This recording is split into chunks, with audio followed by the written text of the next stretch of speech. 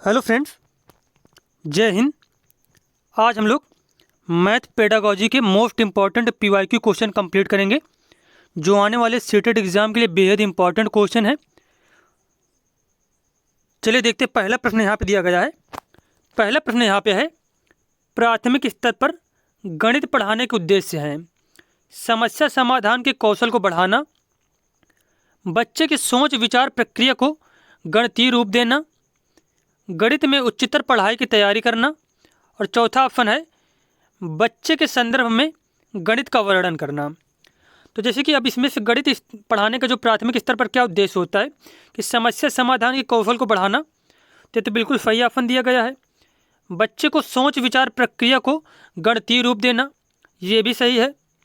गणित में उच्चतर पढ़ाई की तैयारी करना, तो प्राथमिक स्तर पर उच्चतर पढ़ाई की तैयारी नहीं करवानी चाहिए बच्चे को, तो ये थर्ड वाला ऑप्शन यहाँ पे गलत दिया गया है। उसके बाद चौथा ऑप्शन है बच्चे के संदर्भ में गणित का वर्णन करना, तो बिल्कुल सही बात है कि बच्चे के संदर्भ के अनुसार गणित पढ़ाना चाहिए। बच्चा जो लेवल का है उसी के स्तर के अनुसार गणित की शिक्षा देनी चाहिए। तो पहला, दूसरा और चौथा ऑप्शन यहाँ पे सही दिए गए हैं।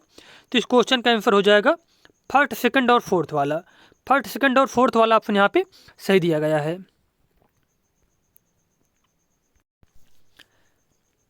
अगला क्वेश्चन यहाँ पे है, गणित में प्रतिफल इसलिए विकसित किए गए हैं ताकि गणना के लिए बच्चों को लघु विधियाँ बताई जाएं, विभिन्न शैक्षणिक सर्वेक्षणों में बच्चों की उपलब्धि बढ़ाई जाए, बच्चों द्वारा हासिल की जाने वाली कक्षावार दक्षता और कौशलों को परिभाषित किया जाए, वर्ष के अंत परीक्षाओं के लिए बच्चों को तैयार किया जाए। तो गणित में प्रतिफल जो होते हैं वह इसलिए विकसित किए गए हैं ताकि बच्चों द्वारा हासिल की जाने वाली कक्षावार दक्षता और कौशल को परिभाषित किया जाए कि बच्चों ने कितने जो है चीज़ें सीखी हैं, कितना निपुण हुए हैं। तो उन सभी की चीज़ों में, उन सभी कौशलों के बारे में क्या किया जाए, उन जो है उन प्रतिफलों में बताया जाए। तो यहाँ पे सी ऑप्शन यहाँ पे सही दिया गया है।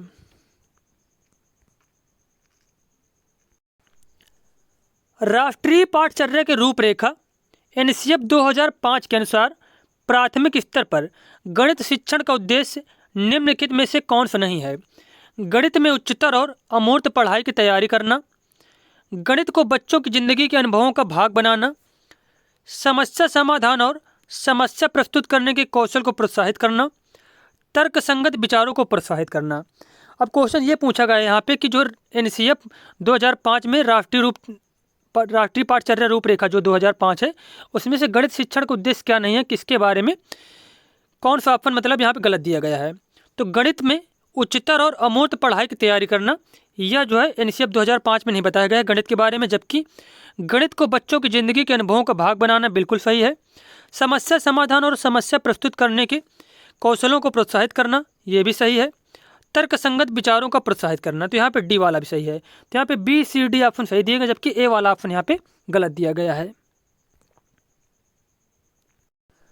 अगला क्वेश्चन यहाँ पे है, राष्ट्रीय पाठचर्या रूपरेखा 2005 सिफारिश करती है कि प्राथमिक स्तर पर गणित की शिक्षा का केंद्र होना चाहिए उच्चतर गणित के लिए तैयारी करना, गणित के अमूर्त विचार जानना, कक्षा में की गई पढ़ाई को विद्यार्थियों की दैनिक जिंदगी से जोड़ने में सहायता करना, विद्यार्थियों को गणित की शिक्षा में अंतर्राष्ट्रीय मापदंड अर्जित करने में सहायता करना।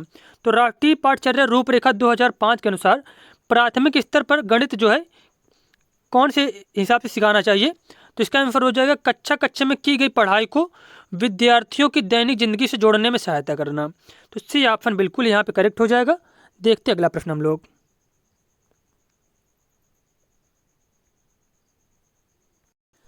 उसके बाद पांचवा प्रश्न यहाँ पे है, राष्ट्रीय पाठचर्या रूपरेखा 2005 के अनुसार विद्यालयों में गणित शिक्षण का संकीर्ण उद्देश्य है परिकलन व मापन बढ़ाना, रैखिक बीजगणित से संबंधित दैनिक जीवन की समस्याओं की शिक्षा, संख्यात्मक कौशलों का विकास करना, या फिर बीजगणित पढ़ाना। तो राष्ट्रीय पाठचर्या रूपरेखा 2005 के अनुसार विद्यालय में गणित शिक्षण का संकीर्ण उद्देश्य इसमें क्या हो जाएगा? संख्यात्मक कौशलों का विकास। संख्यात्मक कौशलों का विकास।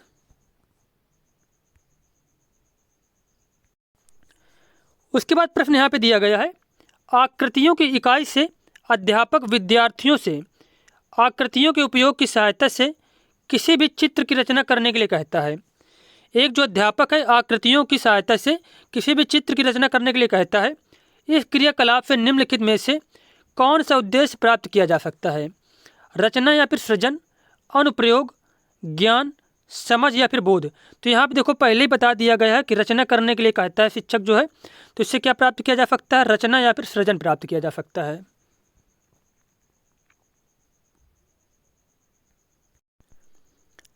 राष्ट्रीय पाठचर्या के रूपरेखा 2005 में यह उल्लेख किया गया है कि गणित शिक्षण महत्वाकांक्षी, सुसंगत और महत्वपूर्ण होना चाहिए। यह महत्वाकांक्षी से तात्पर्य निम्नलिखित में से किसकी उपलब्धि है? मतलब महत्वाकांक्षी होना चाहिए, लेकिन महत्वाकांक्षी का मतलब क्या है? इसमें से गणित के संकीर्ण उद्देश्यों लक्ष्यों की, गणित को अन्य विषयों से जोड़ने की, गणित के अनुप्रयोग की, गणित के उच्च उद्देश्य लक्ष्यों की प्राप्ति। तो यहाँ पे जो 7वां ऑप्शन दिया गया, तो महत्वाकांक्षी से तात्पर्य है कि गणित के उच्च उद्देश्यों और लक्ष्यों की प्राप्ति से। तो डी ऑप्शन यहाँ पे बिल्कुल करेक्ट हो जाएगा। देखते अगला प्रश्न हम लोग।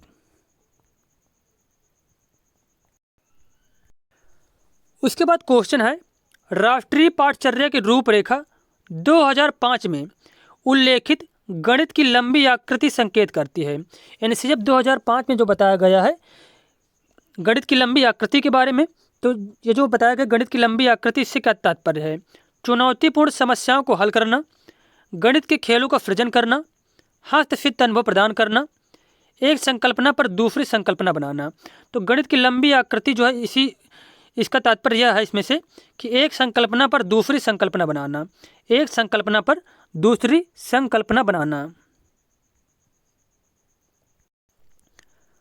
राष्ट्रीय पाठचर्या की रूपरेखा 2005 के अनुसार गणित की शिक्षा का मुख्य उद्देश्य बच्चे की गणितीकरण की क्षमताओं का विकास करना है। स्कूली गणित का सीमित लक्ष्य है लाभप्रद क्षमताओं का विकास। यहाँ गणितीकरण बच्चे की क्षमताओं का विकास करने की ओर संकेत करता है। तो यहाँ पे एक क्वेश्चन ये पूछा गया कि गणितीकरण से यहाँ पे क्या तात्पर्य है? वर्गमूल और घनमूल निकालने सहित सभी संख्या संक्रियाओं के प्रभावी निष्पादन की ओर, स्वतंत्र रूप से प्रमेयों का निरूपण और उनका सत्यापन करने की ओर, शब्द समस्याओं को रेखीय समीकरण में अनुदित करने की ओर, पूर्वाधारणों को उनके तार्किक निष्कर्ष का अनुशीलन करने और अमूर्तन का संचलन करने की गणितीय रूप से चिंतन और तर्क से बच्चे के संसाधनों का विकास करने की ओर। तो यहाँ पर जो बताया गया गणितीकरण का क्या तात्पर्य है? तो गणितीकरण से तात्पर्य है कि पूर्व धारणाओं को, जो बच्चे अपने मन में क्या है पूर्व विचार, जो पूर्व धारणाएं बनाते हैं, उनके तार्किक निष्कर्ष का अनुशीलन करके, मतलब उनका जो तार्किक रूप से जो क्या कर रहे हैं वो चीज़ सोच रहे हैं, उसका प्रयोग करके अनुशीलन करके अमूर्तन का संचलन करने के लिए गणितीय रूप से चिंतन और तर्क से बच्चे के संसाधनों का विकास करने की बात कही गई है गणितीकरण में। तो गणितीकरण का जो ऑप्शन है, तो यहाँ पे डी वाला ऑप्शन सही हो जाएगा गणितीकरण के बारे में। उसके बाद देखते हैं हम लोग अगला प्रश्न। उसके बाद 10वां क्वेश्चन हमारा है, राष्ट्रीय पाठचर्या की रूपरेखा 2005 किस पर बल देती है? गणित में सफलता प्रत्येक बच्चे के लिए आवश्यक है। शिक्षार्थियों की तार्किक गणितीय योग्यता के लिए पहले उनकी परीक्षा होनी चाहिए। निम्न उपलब्धिकर्ताओं के लिए गणित पाठचर्या अलग होगी। गणित चयनित शिक्षार्थियों को पढ़ाया जाएगा। तो राष्ट्रीय पाठचर्या रूपरेखा 2005 किस पर बल देती है? तो इस क्वेश्चन का आंसर हो जाएगा गणित में सफलता प्रत्येक बच्चे के लिए आवश्यक है। प्रत्येक बच्चा क्या होना चाहिए? सभी बच्चे सफल होना चाहिए। ये नहीं कि क्या है मतलब कुछ बच्चे बहुत होशियार हो जाए और कुछ बच्चे हैं उनका कोई भी विकास ही नहीं हो पा रहा है, मतलब जैसे तैसे बने रहे हैं। तो गणितीय जो है राष्ट्रीय पाठचर्या 2005 में यही बताया गया कि सभी बच्चों को क्या होना चाहिए? सभी बच्चों का विकास होना चाहिए। उसके बाद नेक्स्ट क्वेश्चन है, राष्ट्रीय पाठचर्या की रूपरेखा 2005 अधिगम के रचनावादी उपागम पर बल देती है क्योंकि वह केंद्रित है। मतलब रचनावादी उपागम पर इसलिए बल देती है क्योंकि वह किस पर केंद्रित है, यह पूछा गया है। परिभाषाओं और सूत्रों को याद करने पर, नियमित गृह कार्य जमा कराने पर, गतिविधियों में शामिल करते हुए शिक्षार्थियों के सक्रिय भागीदारिता पर, शिक्षक द्वारा प्रभावी व्याख्यान और अनुदेशन पर।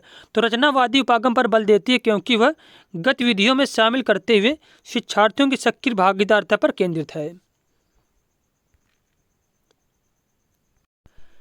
अगला प्रश्न यहाँ पे है, पैटर्न की पहचान करना और उन्हें पूरा करना प्राथमिक स्तर पर गणित की पाठचर्या का एक अनिवार्य हिस्सा है क्योंकि विद्यार्थियों में सृजनात्मकता और कलात्मक गुणों को विकसित करता है, विद्यार्थियों को प्रतियोगी परीक्षाओं के लिए तैयार करता है। पैटर्न की पहचान जो है क्या करता है, विद्यार्थियों को प्रतियोगी परीक्षाओं के लिए तैयार करता है। सुडोकू पहेली को हल करने में विद्यार्थियों की सहायता करता है। या फिर यह विद्यार्थियों में सृजनात्मकता को बढ़ावा देता है और संख्याओं तथा संक्रियाओं की विशेषताओं को समझने में उनकी सहायता करता है। तो पैटर्न की पहचान करना, उन्हें पूरा करना प्राथमिक स्तर पर गणित की पाठचर्या का एक अनिवार्य हिस्सा इसलिए है क्योंकि यह विद्यार्थियों में सृजनात्मकता, क्रिएटिविटी को बढ़ावा देता है और संख्याओं तथा संक्रियाओं की विशेषताओं को समझने में उनकी सहायता करता है।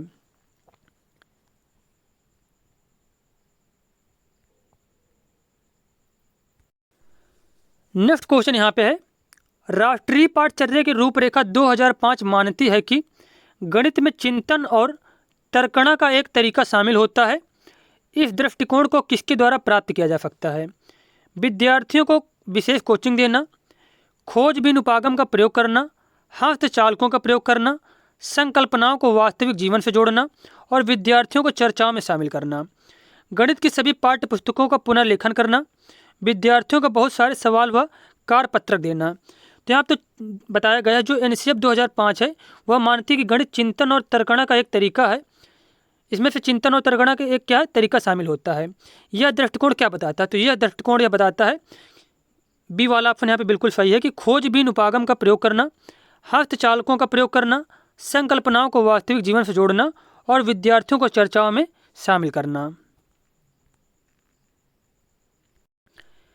नेक्स्ट क्वेश्चन है, एनसीईआरटी की कक्षा 6 की गणित की पाठ्य पुस्तक के पाठों में इस तरह के शीर्षक हैं, कबाड़ी वाली, भोपाल की सैर, दुनिया कुछ ऐसी दिखती है। यह परिवर्तन किया गया है पाठों में गणितीय विषय वस्तु का अनुमान लगाने हेतु, विद्यार्थियों को चुनौती देने के लिए, उन्हें अलग से समझाने के लिए, दैनिक जीवन से जोड़ते हुए उन्हें रोचक बनाने के लिए, कबाड़ बेचने और यात्रा करने के बारे में जानने के लिए। तो ये जो सारे यहाँ पे जो पुस्तक है इसमें से जो सारे पाठ दिए गए हैं, कबाड़ी वाला, भोपाल की सैर, दुनिया कुछ ऐसी दिखती है, तो ये सारे इसलिए पाठ दिए गए हैं कि बच्चे को जो है उसके दैनिक जीवन से चीज़ें सिखाई जा सकें। तो सी ऑप्शन यहाँ पे बिल्कुल ही सही हो जाएगा। उसके बाद अगला क्वेश्चन यहाँ पे है, विद्यालयों में गणित शिक्षण का मुख्य लक्ष्य है बच्चों की विचार प्रक्रिया का गणितीकरण करना, पाठ्य पुस्तकों में दिए प्रश्नों को हल करवाना, बच्चों को रोजगार योग्य बनाना, बच्चों को गणित से मनोरंजन कराना। तो विद्यालयों में जो गणित शिक्षण का मुख्य लक्ष्य होता है वह होता है बच्चों की विचार प्रक्रिया का गणितीकरण करना, बच्चों की विचार प्रक्रिया का गणितीकरण करना। उसके बाद नेक्स्ट क्वेश्चन है, गणित को पाठ्यक्रम में शामिल किया गया है अनिवार्य विषय के रूप में, सहायक विषय के रूप में, वैकल्पिक विषय के रूप में या फिर अतिरिक्त विषय के रूप में। तो गणित को पाठ्यक्रम में किस रूप में शामिल किया गया? अनिवार्य विषय के रूप में, अनिवार्य विषय के रूप में। अगला क्वेश्चन यहाँ पे है, राष्ट्रीय पाठचर्या की रूपरेखा एनसीएफ 2005 के अनुसार विद्यालय में गणित उन परिस्थितियों पर पनपता है जब गणित बच्चों के जीवन के अनुभवों का हिस्सा हो जाए, दैनिक अभ्यास से बच्चों को सभी संकल्पनाएं सीखने के लिए विवश किया जाए। देखो विवश किया जाए तो ये निगेटिव वर्ड हो जाएगा। बच्चे सुनते हैं और अध्यापक सक्रियता से व्याख्या करता है, बच्चे एक साथ सूत्रों का अभ्यास करते हैं और उन पर परीक्षा में प्रदर्शन करने का दबाव देते हैं। तो बी, सी और डी ये तीनों ऑप्शन यहाँ पे गलत दिए गए हैं। राष्ट्रीय पाठचर्या की रूपरेखा एनसीएफ 2005 के अनुसार गणित उन परिस्थितियों में पनपता है, गणित उन स्थितियों में बच्चे ज़्यादा सीखेंगे जब गणित को बच्चे के जीवन के अनुभव का हिस्सा हो, जब क्या होगी गणित जो होगी बच्चे के दैनिक जीवन से जुड़ी होगी या फिर जीवन के अनुभवों का हिस्सा होगी। तो ये ऑप्शन यहाँ पे बिल्कुल सही हो जाएगा। नेक्स्ट क्वेश्चन यहाँ पे है, राष्ट्रीय पाठचर्या की रूपरेखा 2005 अधिगम के रचनावादी उपागम पर बल देती है क्योंकि वह परिभाषाओं और सूत्रों को याद करने पर केंद्रित है, नियमित गृहकार्य जमा कराने पर केंद्रित है, गतिविधियों में शामिल करते हुए शिक्षार्थियों की सक्रिय भागीदारिता पर, शिक्षक द्वारा प्रभावी व्याख्यान और अनुदेशन पर। तो रचनावादी उपागम इस वजह से, मतलब जो एनसीएफ 2005 रचनावादी उपागम पर बल देता है इस वजह से कि जो रचनावादी उपागम है गतिविधियों में शामिल करते हुए शिक्षार्थियों की सक्रिय भागीदारिता पर केंद्रित है। अगला प्रश्न यहाँ पे है, गणित विषय का पाठ्यक्रम में महत्व है क्योंकि यह विज्ञान विषयों के अध्ययन में सहायक है, तर्क सम्मत सोच को विकसित करता है, व्यवहारिक जीवन में उपयोगी है, या फिर इनमें से सभी। तो गणित विषय के सारे उद्देश्य हैं, सारी जो विशेषताएं हैं विज्ञान विषयों के अध्ययन में भी सहायक, क्योंकि बच्चा जो होता है जब गणित पढ़ाने उसका क्या होता है, माइंड शार्प होता है, चीज़ों को अच्छी तरीके से सोच सकता है, अनुमान अच्छी तरीके लगा सकता है। तो विज्ञान में भी इसका क्या हेल्प मिलता है, तर्क सम्मत सोच को भी विकसित होता है गणित के माध्यम से, और व्यवहारिक जीवन में भी उपयोगी है। तो इसका आंसर हो जाएगा इनमें से सभी। उसके बाद 20 नंबर और लास्ट क्वेश्चन यहाँ पे है, कक्षा 6 की पाठ्य पुस्तक से निम्नलिखित अनुच्छेद को पढ़िए। प्रबल ने 5% प्रतिवर्ष की दर से ब्याज पर बैंक में 5,000 रुपये जमा किए। 2 वर्ष बाद उन्होंने 3,500 रुपये पढ़ने वाली मेज खरीदने के लिए निकाले। उसने अपने पास बची राशि को अन्य 2 वर्षों के लिए 5% प्रतिवर्ष ब्याज दर पर जमा करा दिया। 2 वर्ष बाद वह कितनी राशि प्राप्त करेगा? इस प्रश्न के माध्यम से शिक्षार्थियों में कौन सा मूल्य विकसित किया जा सकता है? सादगी और दूसरों की सहायता करना, ईमानदारी, पैसे बचाने और समझदारी से खर्च करने की आदत, या फिर निष्ठा। तो इस विधि से क्या मतलब बताया जा सकता है? इसमें से बताया जा सकता है पैसे बचाने और समझदारी से खर्च करने की आदत का इसमें से विकास किया जा सकता है बच्चे में। तो यहाँ पे सी वाला ऑप्शन बिल्कुल सही हो जाएगा। मिलते हैं नेक्स्ट वीडियो में। धन्यवाद।